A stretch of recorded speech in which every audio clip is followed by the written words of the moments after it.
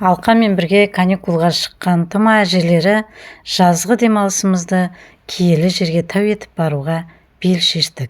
Алдын ала Ақтауға самолетке билет алдық. Ұйымдастыруды қолына алған Нұргүлсім ханым самолеттен түскен бетте бізді Жаңаөзенде тұратын сіңілісінің үйіне алып келді. Түйе шаруашылығымен айналысатын Гүлмира сіңілісі мен күйеу баласы Абдрахман бақуатты тұрады екен. Түн ауып кеткеніне қарамай, құда күткендей жайдары қарсы алды.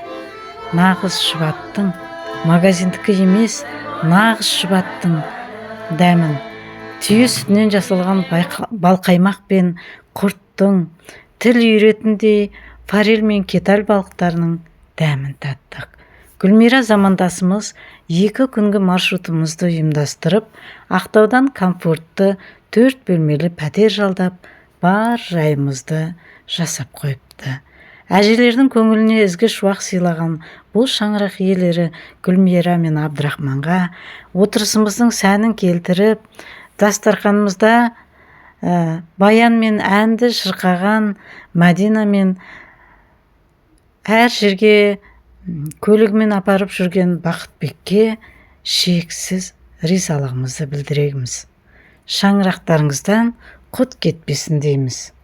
Сөйтіп, біз ол үйге қондық. Сонымен біз таңертең ерте 2 машинаға бөлініп, Бекет атаға жол тарттық. Заңдылық бойынша алдымен Күйеутамға соқтық. Күйеутам деген ол Шопан атаның күйеу баласы жерленген жер екен. Алдымен күйеу балаға соғып зиярат жасаудың өзі күйеу балаға деген бабаларымыздың үлкен құрметі деп түсіндік.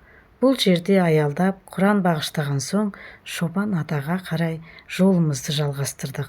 Шопан ата Ахмет Яссауидің шәкірті екен. Аңыз бойынша Ахмет Яссауи аса таяғын лақтырып қалған кезде бүкіл шәкірттері іздеп кеткен ғой, жаңа Шопан ата ғана іздемей отырады екен. Сонда Шопан атадан сен неғып іздемей отырсың десе, аса таяқтың алыста қалғандығын біліп отырмын деген әулиенің басына, Шопан атаның басына келдік.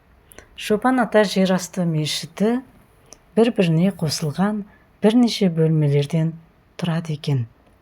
Бір бөлмеде балаларды оқытса, келесіде намаз оқитын бөлмесі дегендей. Біз кіріп барған бөлменің ортасында тік ағаш тұрды. Бұл киелі ағаш екен. Оны айналғанда тілектер орындалады дейді. Осы бөлменің сол жағында Шопан ата жерленген екен. Ал енді кіреберіс бөлмеде қызы жерленген екен.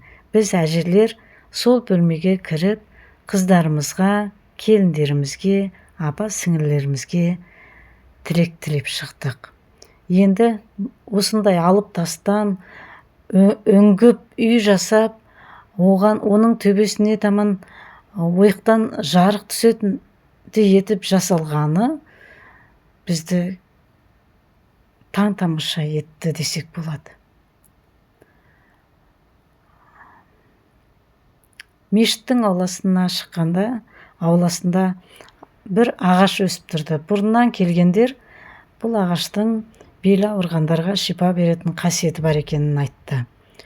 Бұл жерден аят оқып, Құран бағыштап, құдығынан су ішіп, дәмінен ауыз тидік те, ары қарай Бекет атаға жолымызды жалғастырдық.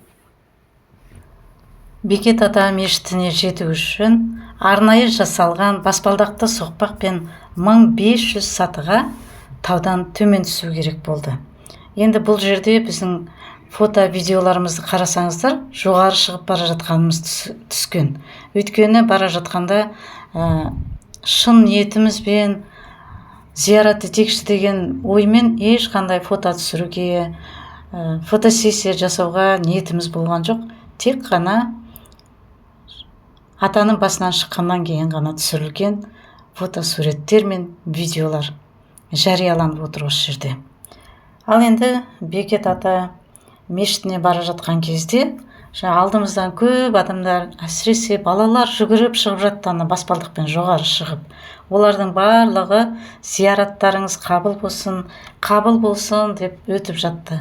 Енді алдымыздан шыққан үлкендеу адамдар өздеріміз сияқты. Олар мына ойнақтап түсіп бара жатқандарың түк емес. Қайтар жолда шаршайсыңдар, қиналасыңдар көтерілгенде дегенді айтты. Біз үшін Астанадан солтүстіктен барған адамдар үшін күн өте ыстық болды. Бірақ та бағымызға қарай барлығымыз жеңіл түсіп, жеңіл шықтық. Мешітке жақындағанда Бекет атаның қасиетті құдығы бар екен, содан су ішіп дамылдадық. Суының дәмін көрдік, ол дәмі кермек көрінді. Бойымызға шипа болсын деп қанып ішіп алдық. Енді Бекет ата тарихына сәл ғана тоқтала салайын. 1750 жылы өмірге келген екен. Жас кезінде елін қорғаған батыр болған. Хиуадағы ең жоғары оқу орны медреседе Пақыржан ғұламадан дәріс алып, батасы дарыған. Қожа Ахмет Яссауи жолын ұстанған. Жоғары білім алып келген Бекет ата сол елдің келешегі үшін мешіттер салып, мүсәпірлер мен ауруларға қол ұшын берген дарын иесі болған. Ерекше қасиеттерін біліп келіп, зиярат жасасақ деген арманымыз орындалып жатыр ғой енді. Ерекше қасиеттері дегенде көк асасын шаншыға жерден су шығып, жылан кейпіне енуі, аққу болып ұшуы, алдағы оқиғаны болжай білген сәуегейлігінің арқасында Мединеде Мұхаммед, Түркістанда Қожа Ахмет, Маңғыстауда Пір Бекет деген сөз қалған. Көпшілігіміз алғаш рет келгендіктен мешіттен шыққымыз келмегендей, ұзағырақ аялдағымыз келгендей, аса толқулы күйде болдық. Бекет атаның басына ойы ниеті түсу адамдар еш кедергісіз жетеді дегенді естігем. Тұма әжелері де еш кедергісіз жетіп, қайтар жолда Маңғыстаудың таңғажайып көрікті жері Бозжыра шатқалына соқтық. Үлкен ақ тастардың жыраға қарай орам болып тарқатылып тереңге кеткені, әр жерде үлкендегі алып киіз үйдей тастардың әдемі көрінісін көріп, таң қалмау мүмкін емес. Құдайдың құдіретінде шек жоқ екен-ау. Бір қарайған талы жоқ. Әппақ алып тастардың бір шеті көкжиекпен астасса, енді бір жағы сонау құзға қарай тарап, бойыңды шымырлатады. Бекет атаның басынан жеңіл барып қайтқанымызға масаттандық па, әлде тілек ниеттеріміз қабыл болатынына сендік па? Көңіліміз бірден көтеріліп, тамаша табиғат аясында фотосессия деген аттың басын армансыз жібердік. Менің арнамнан алыстамаңыздар, алда тұма әжелерінің саяхатының жалғасын баяндайтын боламын.